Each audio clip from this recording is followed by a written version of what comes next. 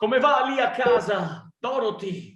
Dottor Amos, le confesso che io non la sopporto più questa chirurgia a distanza. Ha fatto l'anestesia al paziente? Certo, dottore, ma sembra non sortire alcun effetto. Bisturi! Sì, un attimo. No, non riesco a prenderlo! Non ci riesco! Non si innervosisca, dottore! Sudore! Sudore!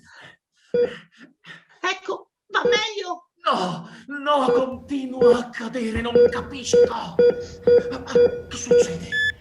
Che succede? Il paziente ha una crisi! No, dottore, credo che sia solo perché sta finendo la batteria del portatile.